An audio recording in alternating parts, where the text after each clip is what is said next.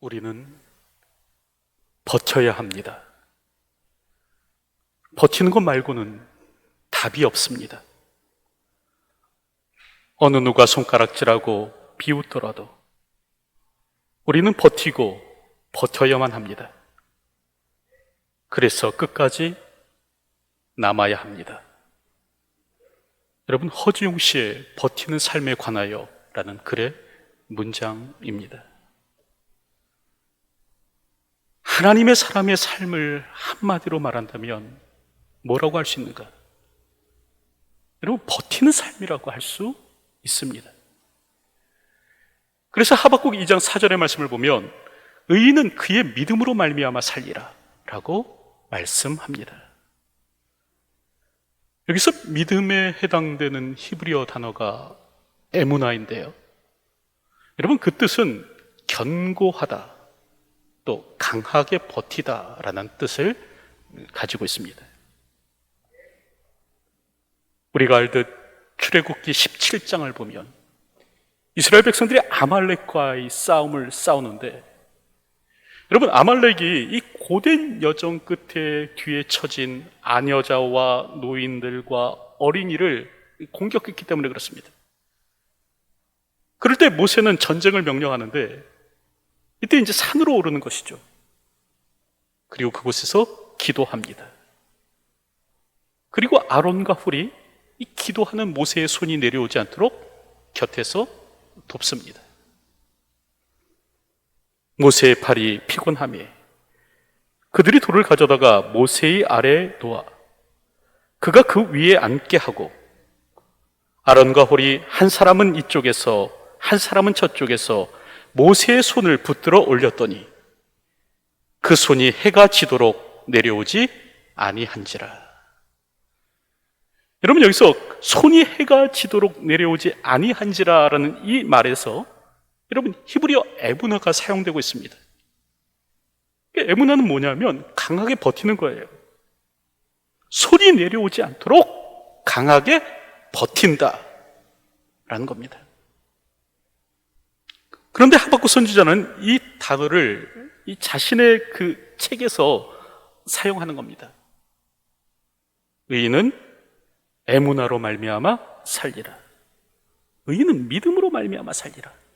그렇게 말하는 거죠. 여러분, 그랬을 때 하박국 선지자가 생각하는 믿음이란 뭐냐면 여러분, 강하게 버티는 겁니다. 믿음은 버티는 것입니다. 어떤 상황, 어떤 형편에 있든지 간에 버텨내는 겁니다. 어느 누가 손가락질하고 비웃더라도 버티는 것입니다. 달고 달아 한 줌의 비웃음이 될지라도 버티는 것입니다. 마지막 날에 오늘 우리가 하나님께로부터 들어야 할 말은 무엇인가? 잘 버텼다 라는 말입니다. 여러분, 버텨내는 것이 성도이고요, 버텨내는 것이 믿음입니다. 오늘 우리는 그러한 것을 이 다니엘의 모습을 통해서도 보게 되는데, 여러분, 다니엘의 삶을 한마디로 표현하면 뭐라고 말할 수 있는가? 버틴 삶이었다라고 말할 수 있습니다.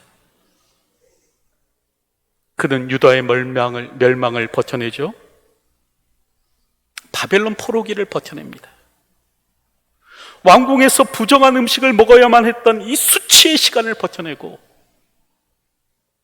이 왕 이외에 그 누구에게도 기도하지 못하는 이 절망의 순간을 견뎌냈습니다.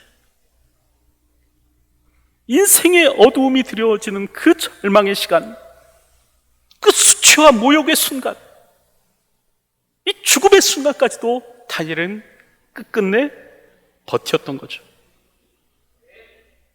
여러분, 그럴 때 오늘 본문을 보면 성경은 이런 다니엘을 향해 뭐라고 말씀하는가? 큰 은총을 받은 사람 다니엘아. 여러분, 그렇게 말씀하는 겁니다. 11절의 말씀을 보면 내게 이르되 큰 은총을 받은 사람 다니엘아, 내가 내게 이르는 말을 깨닫고. 여러분, 그렇게 말씀하고 있고요. 또 19절을 보면 이르되 큰 은총을 받은 사람이요 두려워하지 말라 평안하라 강건하라 강건하라 그렇게 말씀하고 있습니다. 여러분, 이처럼 이 불신의 땅, 낯선 시간, 이 세상의 한복판을 버티면서 살아가는 다니엘을 향해서 성경은 하나님께서는 이 다니엘을 향해 뭐라고 말씀하시는가? 큰 은총을 받은 사람이라고 말씀하는 겁니다. 여러분, 그럴 때 여기서 큰 은총을 받은 사람이라는 말은요, 히브리어로는 한 단어입니다. 지금 우리말로는 이렇게 길게 번역되어 있지만 사실은 하무도트라는 단어 하나예요. 뜻은 보물 혹은 소중한 것이라는 뜻입니다. 여러분, 역대하 20장 25절의 말씀을 보면 여호사밧과 그의 백성이 가서 적군의 물건을 탈취할세 본즉 그 가운데에 재물과 의복과 보물이 많이 있으므로 라고 말씀하는데, 여러분, 여기서 이 보물이라는 단어가 바로 하무도트입니다. 여러분, 그럴 때 하나님께서는 이 낯선 땅, 이 낯선 시간을 믿음으로 버텨내는 이 다니엘을 향해 뭐라고 말씀하시는가? 하무도트, 곧 하나님의 보물이다. 그렇게 말씀하는 겁니다. 나의 소중한 사람아, 그렇게 말씀하는 거예요. 여러분, 성경에서 하나님의 진정한 보물, 하나님께서 정말 귀히 여기시는 것은 무엇인가? 여러분, 예루살렘 성전 안에 있는 금은 기명이 아닙니다. 12개의 보석이 박힌 대제사장의 의복이 아니에요. 레바논의 백향목으로 지어진 화려한 건물이 아닙니다. 정말 하나님께서 소중히 여기시는 것, 하나님께서 보물같이 생각하시는 건 뭐냐면, 이 낯선 땅, 이 불신의 세상을 살아감에도 불구하고 그 믿음으로 견디며 이 믿음 가운데서 통과하는 이 하나님의 백성들을 하나님은 귀히 여기시는 거예요. 이 절망의 순간, 이 수치의 시간을 믿음 가운데 버텨내는 이 하나님의 사람들을 하나님은 귀히 보시는 겁니다. 하나님은 견디는 자를 귀히 보십니다. 믿음으로 버티는 자를 소중히 여기십니다. 그러므로 오늘 우리는 이 낯선 시대를 살지라도 믿음으로 견디는 자가 되어야 하는데, 여러분, 요즘 이렇게 교회를 다니는 것은 지금 세상 사람들로부터 굉장히 꺼려지는 일처럼 되어버렸죠. 우리가 신앙생활 하는 것을 사람들은 의아한 눈으로 쳐다봅니다. 직장에서도요, 이 교회 다니는 것에 대해서 은근한 심리적 압박이 있다고 합니다. 지난주에 동기 목사 하나가 이제 자신의 딸이 페이스북에 쓴 글을 공유한 적이 있는데, 자신의 딸이 가르치는 그 아이가, 초등학생 아이가 그런 말을 하더랍니다. 선생님, 교회 다니세요? 교회 다니는데. 그랬더니 이 초등학생 아이가 교회 다니면 안 되는데 그러더라는 거예요. 여러분, 이제 이 땅의 초등학생 아이들의 생각이 뭐냐? 교회는 다니면 안 되는 겁니다. 교회는 가서는 안 되는 곳이에요.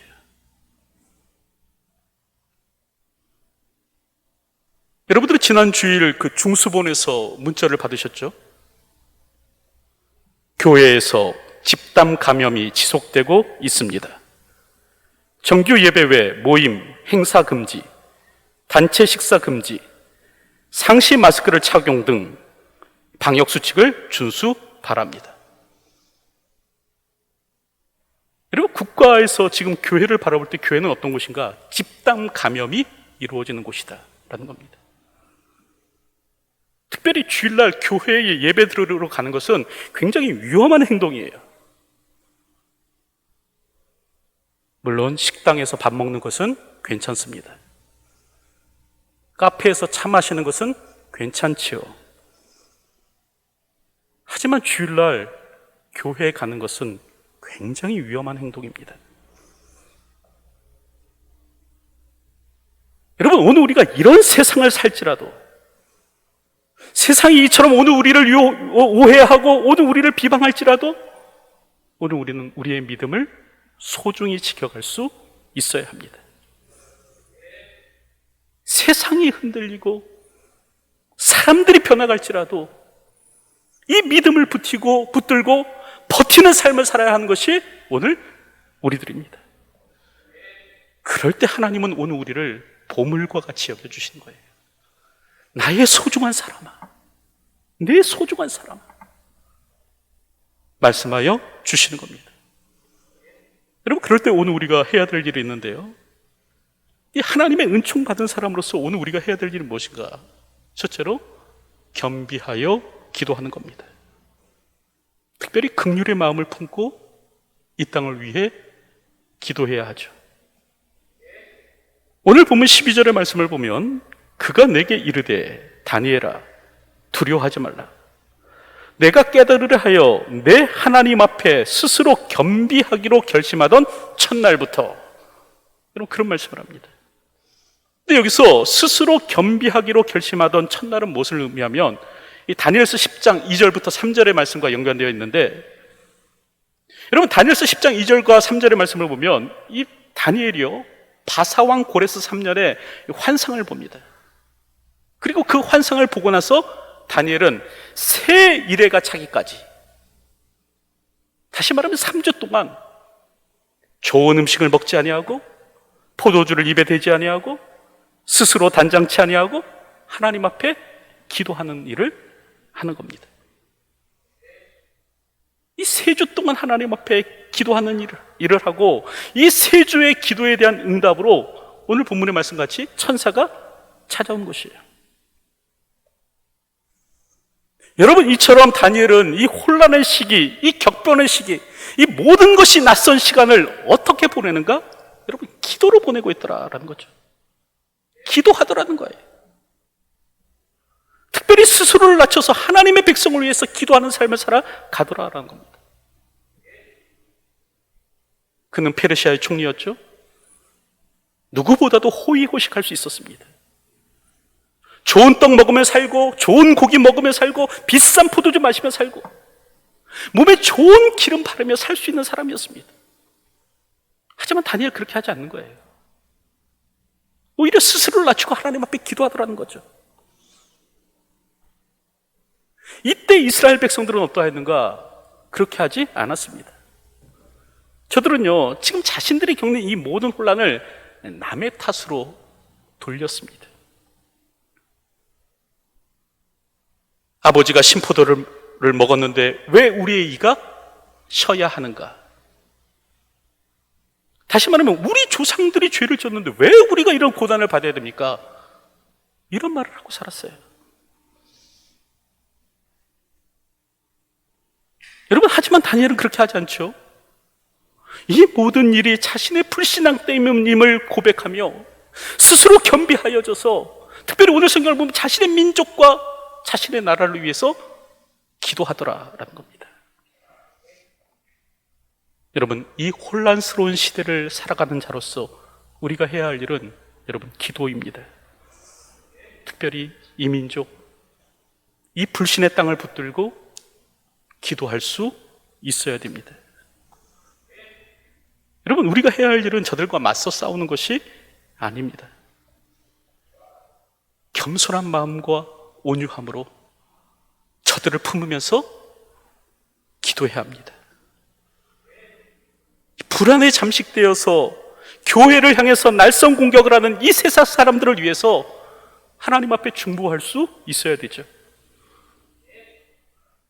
오늘의 위기를 타인에게서 찾으며 타인을 비방하면서 타인 탓으로 돌리는 이 시대의 사람들을 위해서 긍휼의 마음으로 기도할 수 있어야 됩니다. 여러분, 에스겔 22장을 보면 이스라엘이 망한 이유를 뭐라고 말씀하는가? 그 나라와 백성을 위해서 중보하는 자가 없었기 때문이다 라는 겁니다.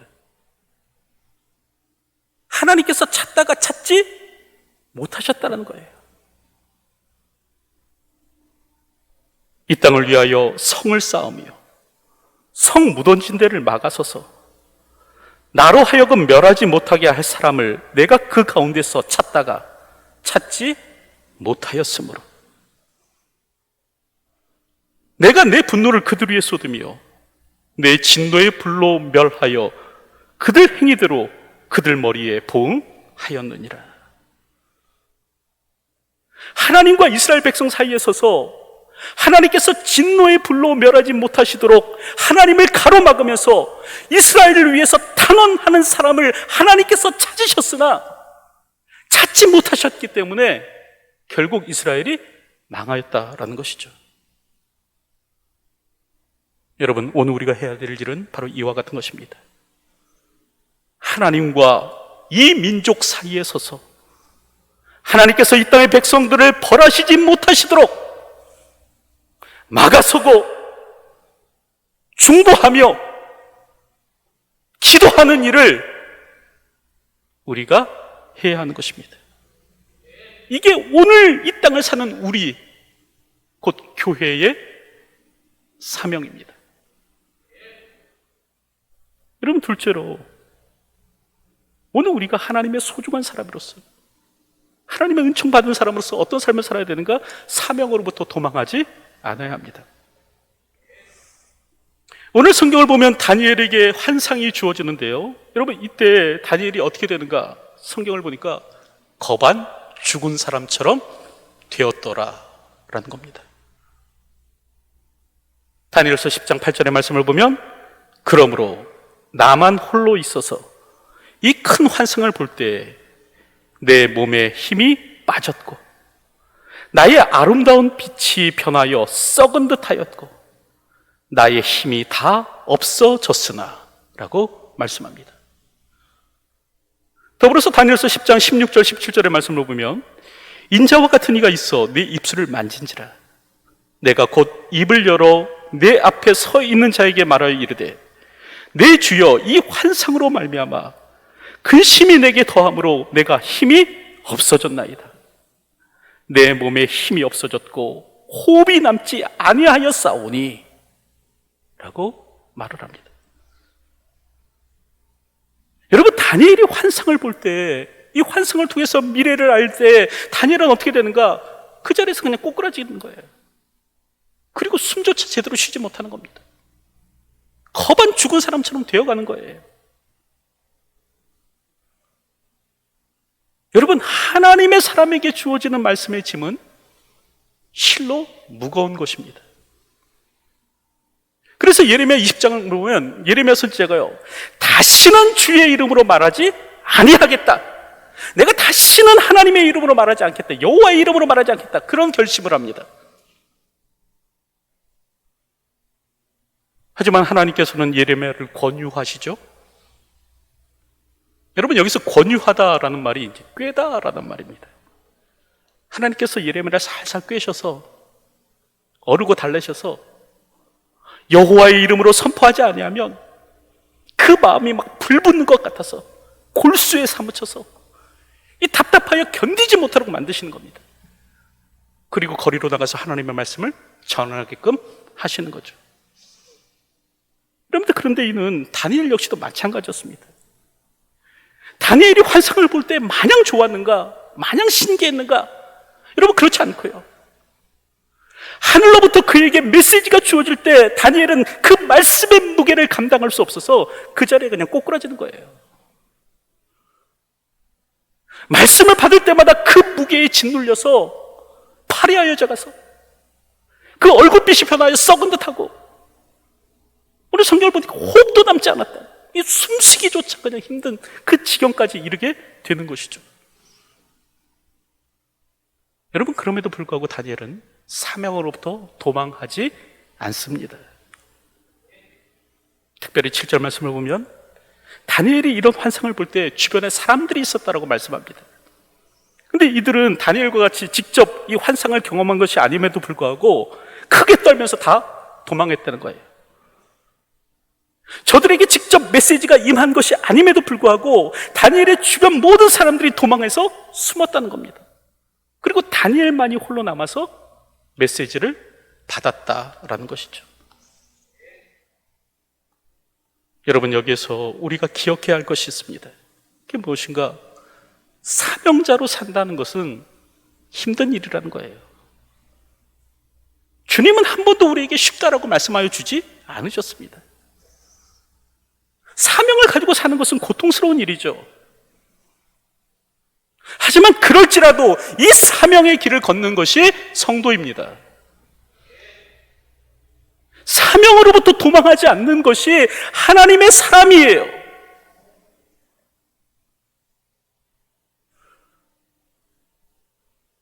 한국전쟁 중에 유일하게 그 학도의용군 단독으로 수행한 전투가 있습니다.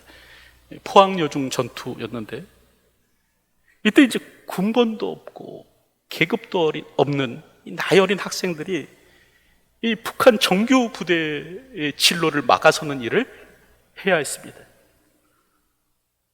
이때 이제 아이들에게 주어진 것이 이제 자신의 키만한 M1 소총 하나, 그리고 250발의 실탄, 그리고 수류탄 등이었다고 합니다. 반면에 북한군은요, 전차까지 앞세우고 왔다는 거예요. 그럼에도 불구하고 이 71명의 소년들이 도망하지 않고요, 자신의 목숨을 바쳐가면서 11시간 30분을 버텨냅니다. 그리고 이 과정에서 이제 48명의 소년들이 전사합니다. 하지만 이들이 11시간을 버틴 덕분에 이 포항 시민을 비롯한 피난민 20만 명이 다 무사히 형산강을 건널 수 있게 되었다고 해요. 그리고 국군도 전열을 재정비해서 사흘 뒤에 다시 그 지역을 수복할 수 있었다고 해요. 그래서 낙동강 전선이 뚫리지 않을 수 있었다는 겁니다. 여러분, 그때 그 전사한 한 소년의 교복에서 그런 일기가 발견되었어요. 8월 10일 목요일 쾌청. 교복은 누더기가 되고 신발은 신은 것인지, 이 벗고 다니자니 체면이 서지 않기 때문에 그저 걸치고나 있다고나 할까. 팬티와 러닝을 빨아 입었다. 때국물이 많이 나왔다. 내복은 청결히 빨아 입었으니 이제 언제 죽더라도 수위는 마련된 셈이다.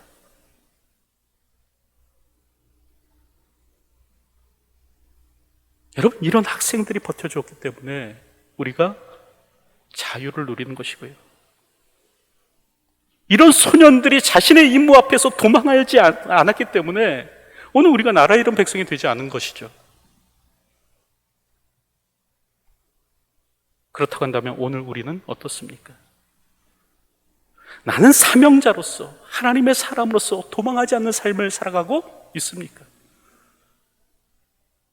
내가 져야 할 짐이 무겁고 크다고 해서 이 사명으로부터 멀어지려고 하고 있지는 않습니까?